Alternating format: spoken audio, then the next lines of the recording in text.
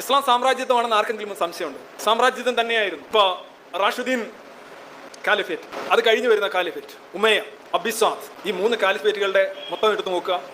റോമ സാമ്രാജ്യത്തെ വലിയൊരു സാമ്രാജ്യമായിട്ട് നമ്മൾ എടുക്കുന്നു.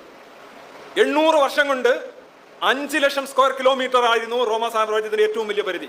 130 വർഷം കൊണ്ട് ഉമയ്യ കാലിഫേറ്റ് 15 ലക്ഷം സ്ക്വയർ കിലോമീറ്റർ. അതായത് 800 വർഷം കൊണ്ട് റോമാക്കാർ പിടിച്ചടക്കിയതിന്റെ 3 ഇരട്ടി സ്ഥലം 130 വർഷം കൊണ്ട് മുസ്ലിം കാലിഫേറ്റ് പിടിച്ചടക്കി എന്നുള്ളതാണ്.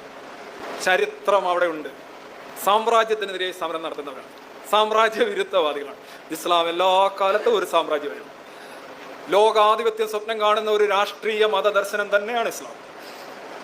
അതിന് സാമ്രാജ്യ വിരുദ്ധത എന്ന് പറയുന്നത് അവകാശപ്പെടാൻ കഴിയില്ല. കഴിയണമെങ്കിൽ ഉപ്പ് രസം ഉപ്പിന് അവകാശപ്പെടാൻ കഴിയാത്ത അവസ്ഥ വരണം. Imperialist to the core Islam.